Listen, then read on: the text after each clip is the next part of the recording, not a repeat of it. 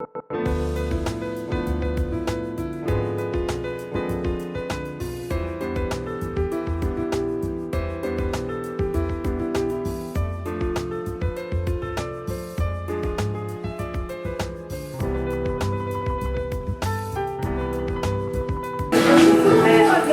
nom de l'Église Centre Missionnaire Parole Divine,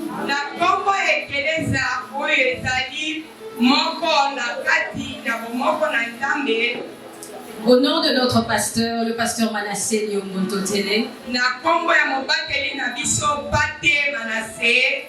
je remercie le couple pastoral, le pasteur Laurent Moukadi ainsi que la servante de l'Éternel, Maman Cathy.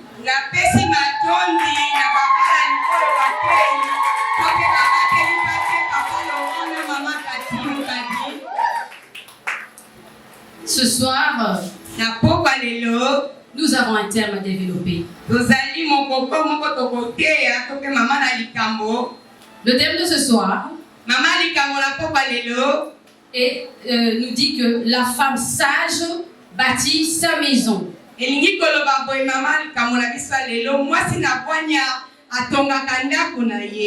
celle qui est insensée la renverse de ses propres mains.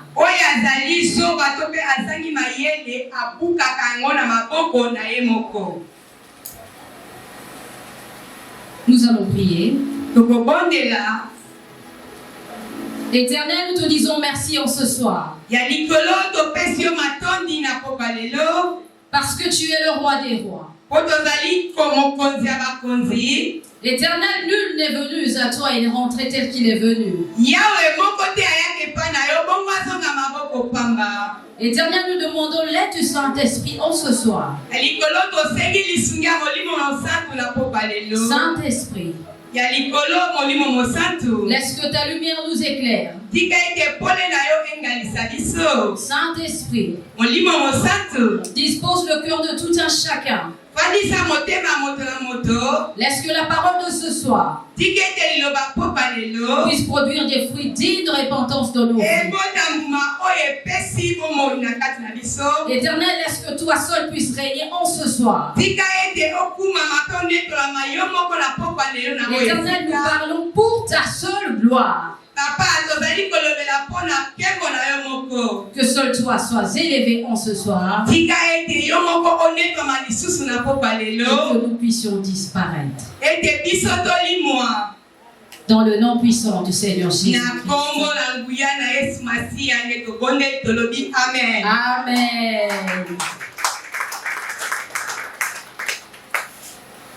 Nous allons lire la parole de l'Éternel dans le livre de Esther, chapitre 1.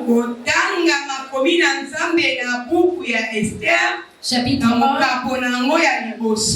verset 9 à 19.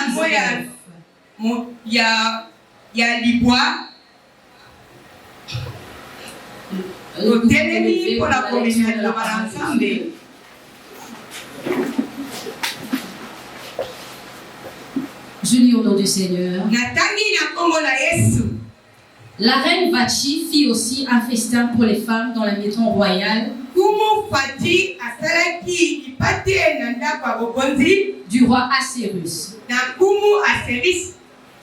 Le 7e jour, comme le cœur du roi était réjoui par le vin,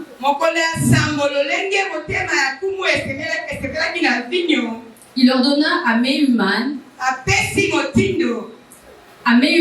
Biztha, Arbona, Bigtha, Abagtha, Zéta et Carcasse, les 7 eunuques qui servaient devant le roi Assyrus,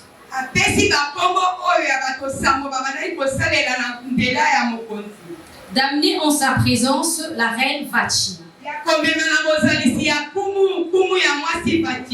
avec la couronne royale, pour montrer sa beauté au peuple et aux gens,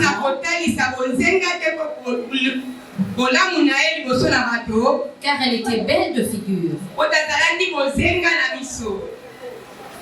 Mais la reine Vachi refusa de venir quand elle reçut par les eunuques l'ordre du roi. Et le roi fut très irrité. Il fut enflammé de colère. Alors le roi s'adressa aux sages qui avaient la connaissance des temps.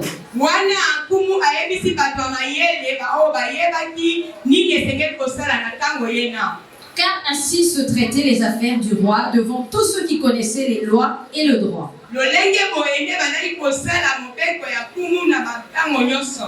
Il avait auprès de lui Karshena, Sheta, Admata, Tarsis, Mérès, Marsena, Memucan, 7 princes de Perse et de Médie,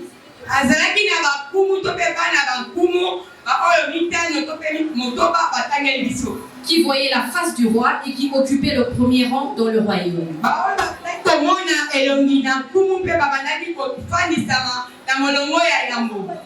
Quelle loi, dit-il, faut-il appliquer à la reine Vati pour n'avoir point exécuté ce que le roi Assyrus lui ordonna par les eunuques?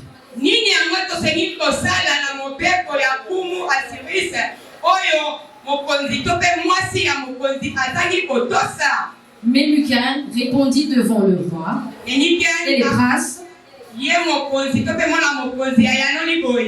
ce n'est pas seulement à l'égard du roi que la reine Vati a mal agi.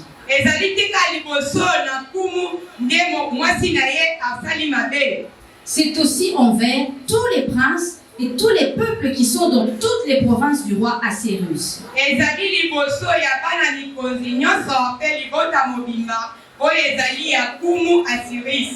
Car l'action de la reine parviendra à la connaissance de toutes les femmes et les portera à mépriser leur mari.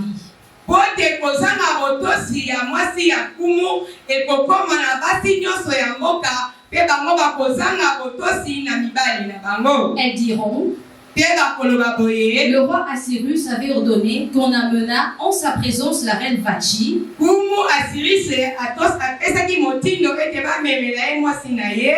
et elle n'y est pas allée. Et dès ce jour, les princesses de la Perse et de la Médie qui auront appris l'action de la reine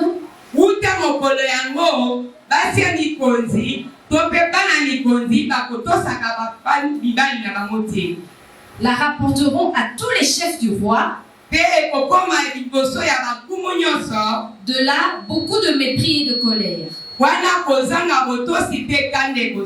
Si le roi le trouve bon, qu'on publie de sa part et qu'on inscrive parmi les lois des Perses et des Mèdes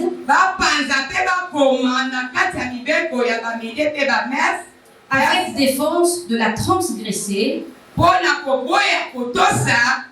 une ordonnance royale d'après laquelle Vati ne parlera plus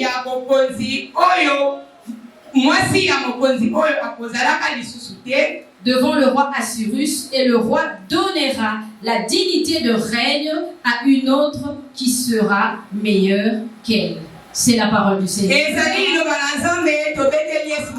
Acclamons le Seigneur.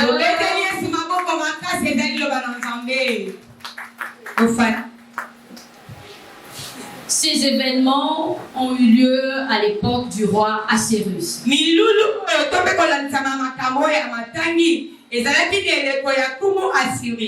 Tel que le décrit la Bible, le règne du roi Assyrus s'étendait de l'Inde jusqu'en Éthiopie.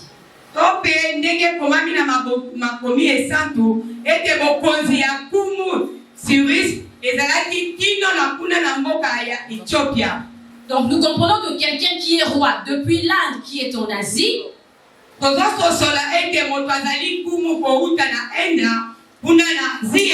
et il est roi, son règne s'étend jusqu'en Afrique, qui est l'Éthiopie qui est en Afrique. Donc nous comprenons que le roi Assyrus était un très grand roi. Et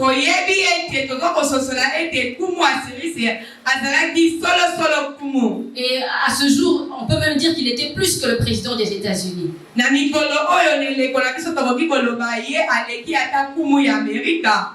Le roi Assyrus avait pour épouse la reine Vati.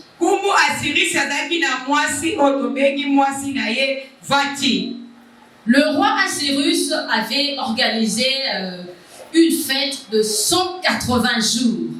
Kumu Asiris asalaki lipate oyezali na mikolo kama moko na tuku mwambe. Il avait organisé cette fête pour ses ministres, les gouverneurs, les hauts fonctionnaires de l'État.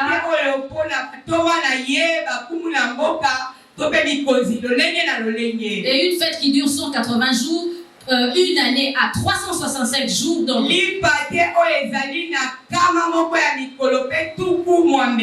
nous pouvons dire que le roi Assyrus avait organisé une fête pendant 6 mois.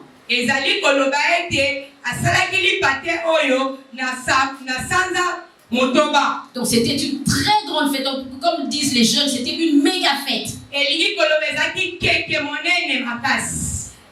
après avoir fêté pendant 6 mois, le roi Assyrus organisa encore une autre fête pendant 7 jours.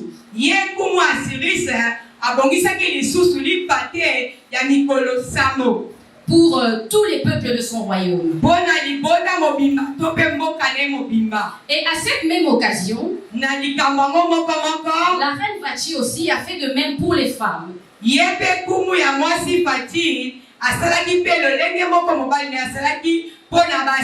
La reine Vati a organisé aussi une réception pour les femmes du royaume dans le jardin du palais royal.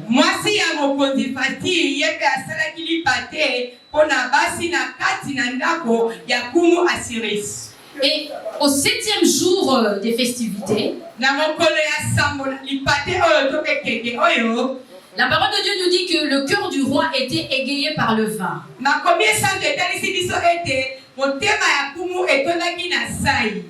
Et le roi ordonna à ce qu'on puisse appeler la reine Vati.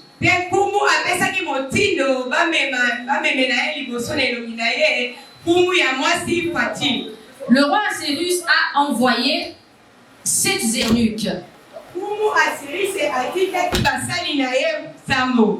Il leur a dit, allez faire venir la reine Vati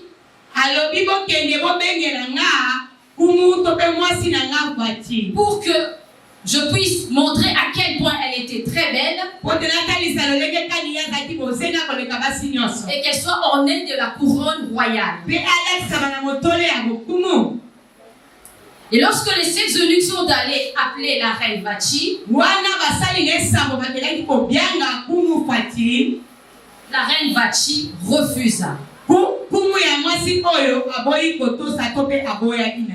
Femmes, soyons soumises à nos maris. Femmes, la femme sage partit sa maison.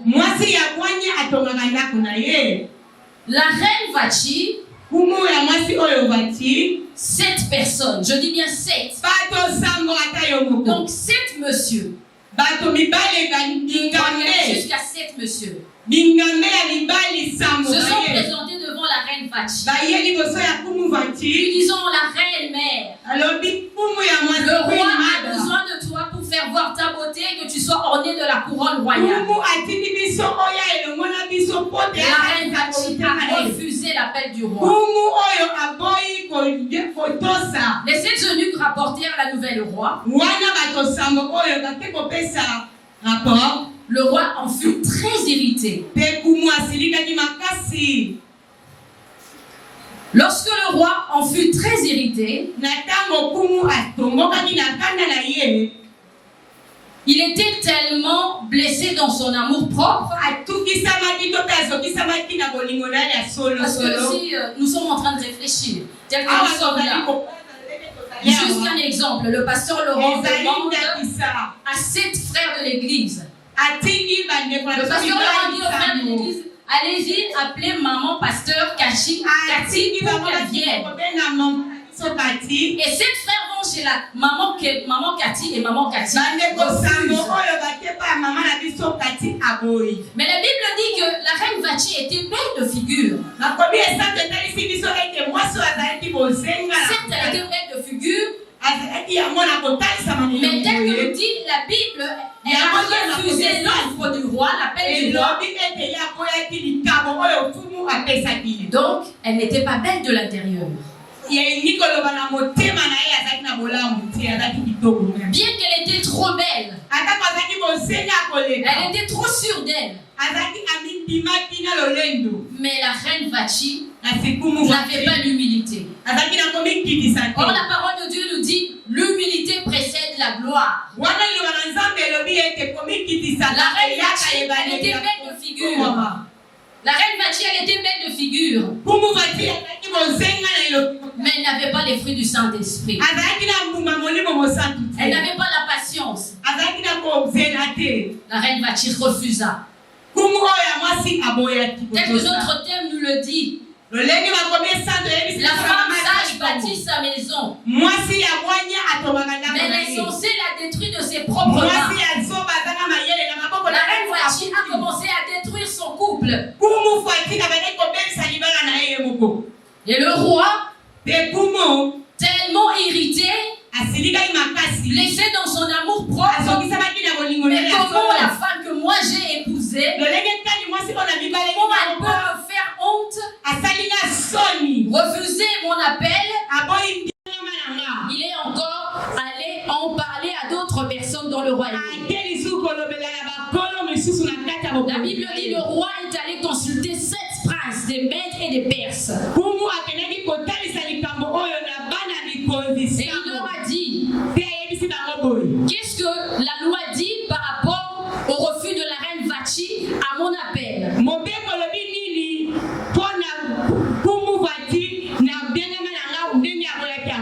Et les princes lui dirent, oh grand roi, la reine Vachi n'a pas seulement refusé ton offre, mais ce qu'elle a fait par son acte,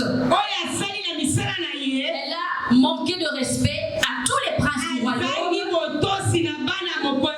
à tous les gouverneurs, à tous les hauts fonctionnaires. Et c'est toi le grand roi, tu laisses cette affaire ainsi, cette histoire parviendra aux oreilles de nos épouses. Et désormais nos épouses ne nous respecteront plus. Voilà, bien aimé dans le Seigneur, une femme qui était élevée en dignité, par manque d'humilité, par manque de fruits du Saint-Esprit, une femme belle de figure, mais moche de l'intérieur.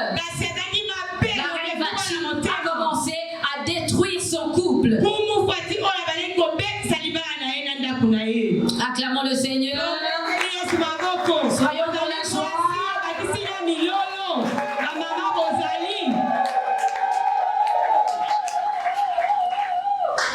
Et les princes de Médie et de la Perse dirent au roi, il faudra publier un édit royal disant que la reine Vachi ne pourra plus comparaître devant toi et que l'on donne ce titre de reine à une autre qui sera meilleure qu'elle. Mais qui sera meilleure que Vachi? Parce que la parole de Dieu nous dit que la reine Vachi, elle était belle de figure.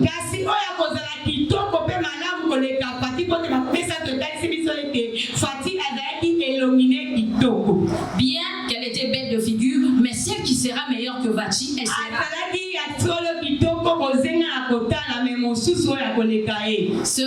belle de figure et belle de l'intérieur.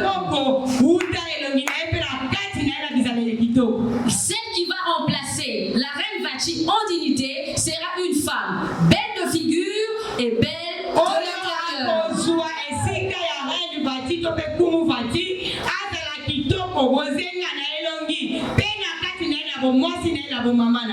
Bien aimé dans le Seigneur, Amen.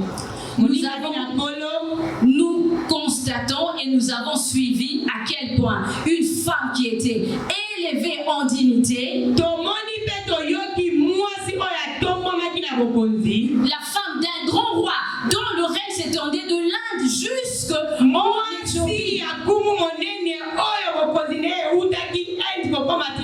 Le roi Assyrus n'était pas seulement roi en Éthiopie, mais il était aussi roi en Asie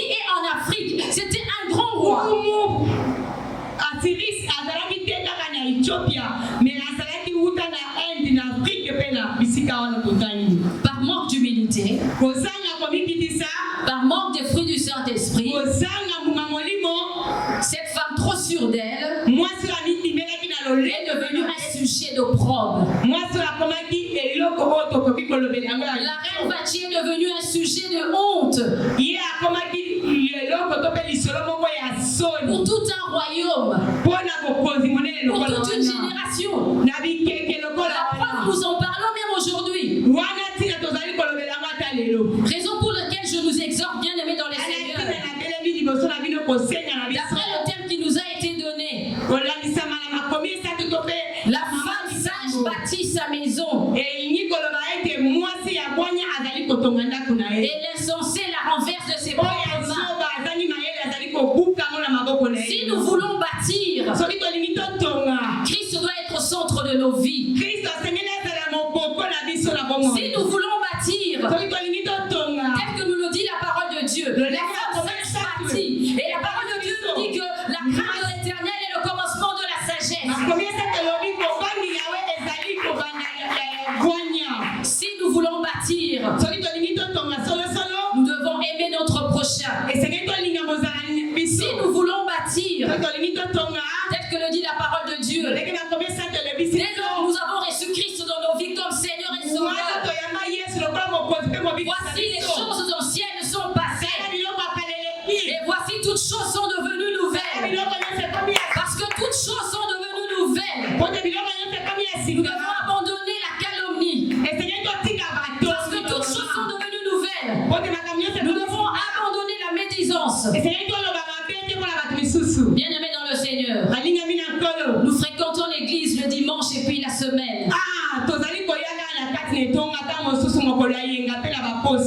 Mais nous sommes calomnieuses. La calomnie, c'est quoi? La calomnie, c'est porter des fausses accusations dans l'intention de nuire. Nous venons à l'église, nous disons que nous voulons bâtir, mais nous calomnions. Nous disons juste des mensonges pour nuire aux autres. Si nous voulons bâtir, nous voulons cesser de médire. La médisance, c'est quoi? Dire des choses vraies, mais qui vont porter atteinte à la personnalité du prochain. Mais nous fréquentons l'église. Et nous disons que nous avons reçu Christ dans nos vies comme Seigneur et Sauveur. Bien-aimés dans le Seigneur, tel que nous le dit la parole de Dieu, dans le livre de Galates, chapitre 5, verset 22, les fruits de l'esprit sont les fruits de l'esprit: la joie, la paix, l'amour, la patience, la douceur, la bénignité. Nous devons avoir les fruits de l'esprit. Si nous voulons bâtir, nous devons cultiver les fruits de l'esprit. Si nous voulons bâtir, nous devons marcher dans l'amour. Bien-aimés dans le Seigneur, tel que nous l'avons dit ce soir, la leçon à retenir en tant que femme, tel que le dit la loi, la femme est celle qui éduque. La femme, elle est porteuse de vie. Si de par nos habitudes, en tant que femme qui disons que nous voulons bâtir dans le Seigneur,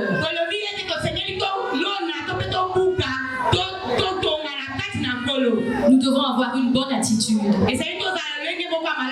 Quand bien même nous venons à l'église, nous sommes des femmes irrespectueuses. À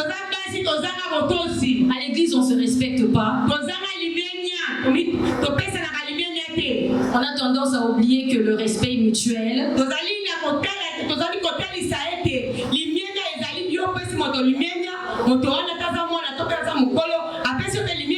Mais nous prions, nous jeûnons, nous dansons pour la la gloire de Dieu, mais nous n'avons pas les valeurs. Si en tant que femmes qui voulons bâtir, nous-mêmes nous n'avons pas des valeurs respectueuses, quel héritage allons-nous donner à nos enfants? Si en tant que femmes qui voulons bâtir, nous ne respectons pas les personnes qui travaillent avec nous, nous ne respectons pas nos enfants, nous sommes des femmes orgueilleuses, nous sommes des femmes querelleuses, nous sommes des femmes qui portent atteinte à la personnalité des autres. Qu'allons devenir? Raison pour laquelle, bien aimés dans le Seigneur, parce que nous avons dit que nous voulons bâtir, parce que nous disons que nous sommes des femmes sages, nous devons cultiver les fruits du Saint-Esprit pour ne pas connaître le sort de la reine Vati. Nous devons être des femmes qui sont pleines d'humilité. Raison pour laquelle, bien aimés dans le Seigneur, nous disons ce soir, nous voulons bâtir, nous sommes des femmes sages, et dès ce soir nous disons que nous voulons mettre Christ au centre de nos vies. Nous voulons ce soir que Christ soit élevé au-dessus de toutes choses dans nos vies. Que être des femmes sages qui veulent bâtir ne soit pas un slogan, mais que nous puissions vivre cela.